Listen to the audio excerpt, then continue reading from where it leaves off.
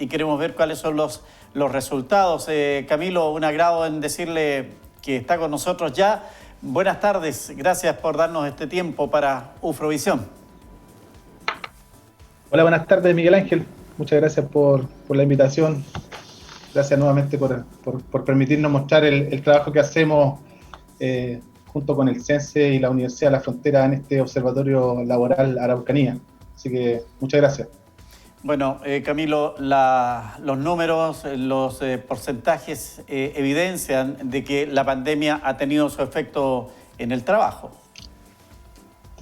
Sí, evidentemente nosotros queremos decir que efectivamente la pandemia ha tenido una repercusión. No sé si te acuerdas, pero cuando empezamos a hablar hace un tiempo ya aquí en este espacio, hablábamos de algunas posibles escenarios de cómo iba a evolucionar el trabajo, y uno de esos posibles escenarios era que se transformara o que se comportara esto como una U, digámoslo así.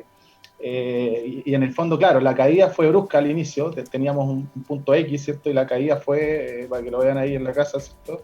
Exactamente como una U, y hoy día se está comportando de esa forma, pero estamos bien abajo todavía en ese sentido. O sea, hemos estabilizado las cifras de desempleo, que siguen estando, digámoslo así, o mejorando, pero efectivamente la brecha o el diferencial de la cantidad de personas que están insertas, ¿cierto?, en el mercado del trabajo es bastante grande con respecto al nivel, entre comillas, normal que nosotros veníamos o estábamos acostumbrados desde el año 2019, ¿ya? Entonces, claro, al principio de la pandemia se veían cifras bastante grandes en términos de desempleo, dos cifras bastante importantes. Hoy día eso se ha estabilizado, pero se hace necesario también hoy día mirar algunos otros fenómenos que han sido importantes. Por ejemplo, como ya lo decía yo ahí en ese boletín al cual tú haces alusión, es que cuáles son estos trabajadores que son, o como se les dice, ¿no?, que están potencialmente activos. O sea, la fuerza de trabajo potencial hoy día es absolutamente importante para mirar el fenómeno del trabajo. O sea, ya no hay que mirar solamente en estas condiciones, y yo creo que en todas las condiciones, pero más aún en estas condiciones, ya no hay que mirar solamente la tasa de desempleo. Ya nosotros hicimos un trabajo ahí al principio de la pandemia que se llamaba Más allá de la tasa de desempleo, en la cual mostrábamos que los trabajadores potenciales, vale decir, este grupo que por algún motivo, digámoslo así, o no está disponible o no busca trabajo, ¿ya? Pero son potencialmente activos, ¿cierto? Cambió bruscamente, o sea, subió, al principio de la pandemia subió un 120%, lo que representa un número gigantesco. Entonces, por ahí vemos una cifra que es alentadora, que es el desempleo en el fondo, que está en un 7,7%, y hoy día se ha tendido a estabilizar, han aumentado los trabajos. Creo que se está trabajando en una buena línea. Pero no hay que bajar los brazos para nada, Miguel Ángel. Es que estamos en un momento, creo yo, importante, en el cual hay que darle una vuelta. ¿Y qué hacemos con estos trabajadores que eventualmente pueden estar disponibles? Porque hay una categoría que se puede medir, y de hecho nosotros hacemos reportes de eso. Todavía no lo tengo ahora disponible para este mes, para este trimestre móvil, pero están los buscadores potenciales disponibles, o sea, aquellos que no buscaron, pero sí, si tuviesen la oportunidad tendrían un trabajo, digamos, pero no buscaron. Entonces la encuesta los saca en este caso o sea, no son desempleados. Camilo, otra de las fórmulas, evidentemente, de generar ocupación laboral es la iniciativa de trabajo por cuenta propia. En ese aspecto, la pandemia también ha afectado el arriesgarse a una iniciativa que pueda ser también fuente laboral. Sí, por supuesto. O sea, yo creo que dentro de los que han sido afectados por la pandemia, estos, digamos, por cuenta propia, han sido probablemente de los más afectados dentro de los grupos, ¿cierto? Evidentemente, nosotros en la región, por ejemplo, para que ustedes recuerden, tenemos una informalidad que está cercana. ¿Por qué hablo de informalidad? Que está cercana al 40%, 38, 39% más o menos. ¿Por qué hablo de informalidad? Porque hay muchos de estos empleos que son por cuenta propia que a veces son informales, ¿no? Y esa informalidad, por ejemplo, ha caído bastante. O sea, estamos cerca hoy día del 30% de informales. Ahora, si lo miramos desde una perspectiva de, oh, qué bueno, podría ser positivo, ¿no? Ese número del 30% porque tenemos menos informalidad. Pero eso es justamente por lo que tú dices, porque hay una gran caída en los emprendimientos, digámoslo así, estos por cuenta propia, que muchas veces no están formalizados, por lo tanto, eso ha impactado también en estos números, que por eso le digo, los números hay que darle siempre un doble clic, porque a veces es necesario, digámoslo así, establecer bien qué significa, o sea, qué significa esta baja en la informalidad, que tenemos hoy día 30%, podemos decir que bueno, pero justamente es por lo que aparece ahí, ¿no? Porque disminuyen los trabajos por cuenta propia. Entonces ahí hay porque básicamente la gente no tiene dónde hacer estos trabajos por cuenta propia, digamos, porque tenemos muchas restricciones. Por ahí escuchaba en el reportaje anterior que parece que se habían olvidado de la Araucanía, porque teníamos comunas que ya llevaban muchísimo tiempo, digámoslo así, en cuarentena, y eso evidentemente va en contra y por supuesto afecta muchísimo los temas que tienen que ver con el empleo. Camilo, sáqueme una duda. Cuando hablamos de trabajadores informales, ahí en esa línea, para efectos de estadísticos, los trabajadores a honorario también están considerados como informales. Son aquellos trabajadores que no tienen acceso a los derechos sociales, digámoslo así, ¿ya? Por lo tanto, claro, en ese caso los honorarios serían, en este caso, porque no es completo, digámoslo así, pues ellos tienen un descuento, pero podrían cotizar ellos por su cuenta, etcétera, etcétera, pero no está formalizado ese vínculo, digamos así. Entonces, claro, serían informales.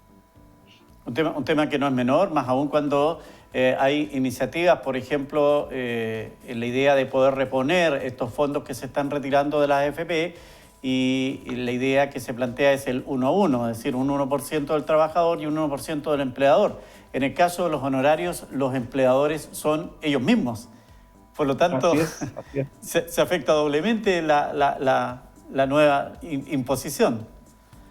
Claro, los honorarios no estarían recibiendo ese beneficio en este caso. No sé exactamente cómo va a salir la ley, pero si es así, evidentemente no se le impone a los honorarios. Por lo tanto, no es algo a lo cual ellos vayan a poder ser partícipes. Claro, o sea, en definitiva, si es que sale así, el trabajador honorario tendría que pagar un 2% adicional.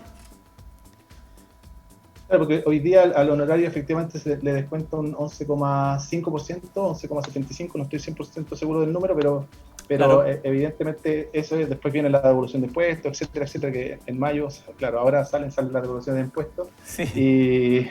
Y todos esperando y eso significa la devolución. Claro, todos los trabajadores honorarios, pero eso significa prácticamente que ellos no tienen ninguna cotización ni nada, porque se les devuelve esa plata después en mayo nomás.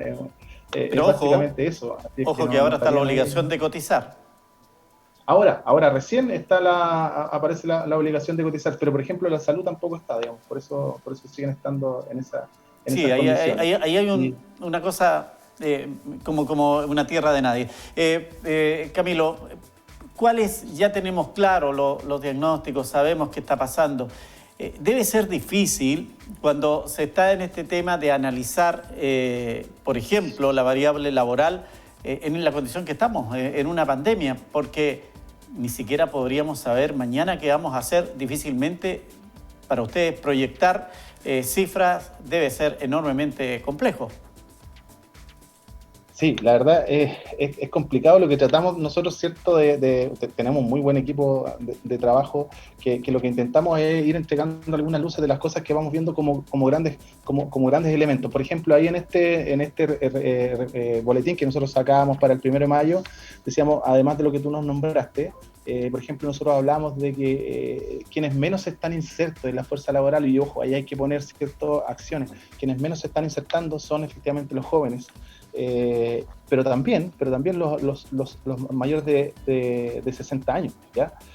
Ahora, ¿por qué pasa eso? Bueno, se podrán imaginar por qué pasa eso, ¿no? En el caso de los jóvenes, porque no han ido adquiriendo experiencia laboral, por lo tanto es muy, muy complicado. Una de las cosas que evidentemente las empresas o los empleadores y las empleadoras valoran muchísimo a la hora de contratar a alguien que tenga alguna experiencia, especialmente hoy día en donde debemos ser muy, muy eficientes, digamos así. Entonces, los jóvenes están ahí en detrimento, está muy complicado el mercado para los jóvenes. Y en el caso, por ejemplo, de las personas que tienen 60 años más, es normalmente por temas de salud, porque, claro, hay miedo a contagiarse, que son un grupo vulnerable en este tema, y por lo tanto también están alejados, ¿cierto? O están saliendo o tienen menos presencia, ¿cierto? En la fuerza laboral, ¿ya? Esas cosas, por ejemplo, para nosotros son relevantes. O sea, nosotros agarramos el pool de indicadores, de estadísticas que tratamos de ver qué cosas eventualmente les pueden servir a los tomadores de decisiones y los ponemos ahí a disposición, digámoslo así, para que se pudiesen ir trabajando en políticas públicas. Por eso, como tú presentaste al principio, por eso es que trabajamos en conjunto con el Censo. O sea, hoy día los observatorios laborales pertenecen, ¿cierto?, al servicio, al CENSE, ¿cierto? Y nosotros ahí les vamos entregando para que orienten, por ejemplo, sus capacitaciones, a qué cosas debemos capacitar, qué cosas se necesitan en el mercado para poder orientar y poder, digámoslo así, ser un aporte rápido a este mercado laboral que como tú lo dices, es complejo, porque uno dice, oye, el tema de las cuarentenas nos complica en términos laborales, pero claro, quienes están en la salud, probablemente viene aquí un urgenciólogo y me va a decir, oye, pero si es necesario, ¿cierto?, que estemos en cuarentena, porque si no la gente se muere. Entonces, esas balanzas que hay que ir teniendo en cuenta cuando uno hace estos análisis también son relevantes y nosotros los ponemos ahí a disposición, ¿cierto? Tratamos de hacer el trabajo técnico lo más certero posible para que quienes tengan que tomar las decisiones lo hagan, ¿cierto?, con información de calidad. Así es, un tema que va a seguir pendiente. La Araucanía ha sido una región, no lo vamos a descubrir ahora, que siempre ha tenido inconvenientes en materia de desarrollo, en materia laboral, aunque venía marcando algunos signos de reactivación importante, interesante, particularmente en lo que era la baja en cesantía. La verdad es que vamos a tener que ver el post-pandemia, que evidentemente nos va a cambiar bastante la fotografía que teníamos, ¿o no? La verdad es que sí, yo creo que ha pasado algo, bueno, al menos dentro de lo que nosotros hemos ido trabajando en esta pandemia, y siento que muchos de los actores nos hemos sentado a la mesa y hemos tratado de trabajar en conjunto. Yo creo que manteniendo ese espíritu, por supuesto, y es evidente, creo yo, que podemos lograr cosas. Si te fijas, si uno mirara hacia atrás, yo sé que ya dije que la tasa de desempleo no es todo, pero eso lo vamos a poner como un ejemplo. Si mirábamos hacia atrás, normalmente la Araucanía tenía unas tasas de desempleo que estaban por sobre el nivel del país. Hoy día están por debajo, digamos. Evidentemente eso también dice alguna relación con el trabajo que se ha ido haciendo, aunque hay que mirar, como yo dije ya, algunos fenómenos específicos. Pero creo que es importante este tiempo de ponernos a planificar qué va a pasar después, ¿ya? Y el ponernos de acuerdo entre distintos actores. Nosotros aquí, por ejemplo, tenemos una muy buena alianza con el sector público, ¿cierto?, la academia. También trabajamos en conjunto con el sector privado. Entonces, yo creo que esas alianzas nos van a permitir, digámoslo así, poder afrontar estos complejos escenarios que se vienen, porque tal como yo te mencionaba, Miguel Ángel, hay una fuerza de trabajo que está potencialmente activa, que está ahí. No salieron a buscar, por lo tanto aparecen como inactivos, ¿ya? Porque aquel que no busca trabajo es inactivo. No salieron a buscar, pero si les dieran un trabajo, o sea, si tuvieran la posibilidad de trabajar, trabajarían. Por lo tanto, están ahí como expectantes en el mercado laboral, y no son pocos, ¿ya? Disminuyeron creo cerca de un 9%, 8,8% en este último reporte del INE, pero es una cifra que hay que estar mirando porque al principio de la pandemia aumentaron muchísimo. Entonces, esa fuerza que está todavía ahí, hay que ver después, cuando ojalá nos podamos reactivar, ¿cierto?, y volver a esta normalidad ansiada de la cual hemos conversado ya hace mucho tiempo. Esas personas van a hacer una presión sobre el mercado laboral. Entonces las tasas de desempleo van a empezar a aumentar. Entonces hay que empezar desde ya a planificar cómo nos hacemos cargo de ese problema. Bueno, es un desafío a propósito de que además en el ámbito político hay hartos cambios, partiendo porque vamos a tener autoridades regionales elegidas directamente, como el caso de los gobernadores, y como si esto fuera poco, vamos a tener que escribir una nueva constitución. Por lo tanto, hay instancias en que yo creo que la Araucanía podría tener posibilidades de cambiar su panorama, de ser una región que uno quisiera verla con un lado positivo, ver el lado del vaso lleno, pero evidentemente es tanto el vaso vacío que cuesta de pronto poder tener una finura respecto de cuál sería el futuro de esta región. Una región que tiene un potencial agrícola, un potencial industrial, agroindustrial muy, muy importante, donde hay posibilidades en el turismo, donde tenemos, pero a veces el otro lado, ese lado de la situación de inseguridad que tenemos, que bueno, nos va generando todo un cuadro que hace más complejo que otras regiones, pero sí creemos de que la gente de la Araucanía merece tener una mejor condición.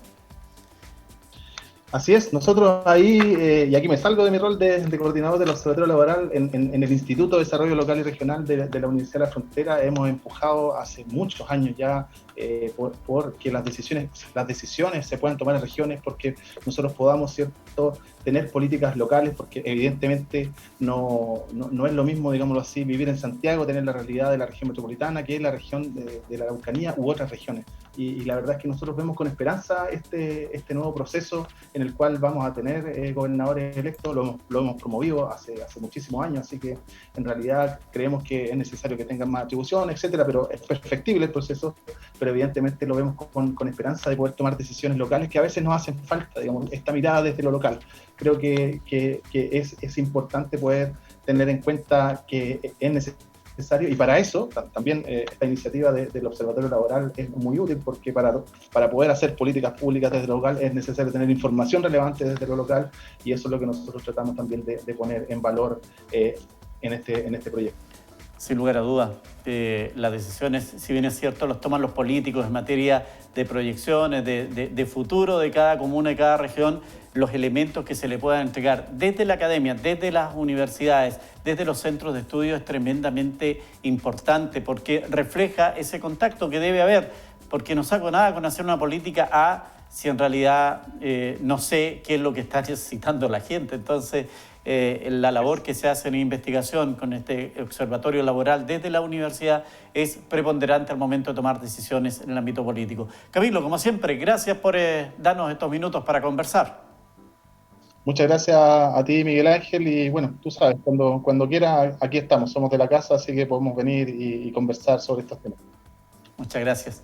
Muchas gracias. Gracias por la deferencia. Seguimos en esta Araucanía 360.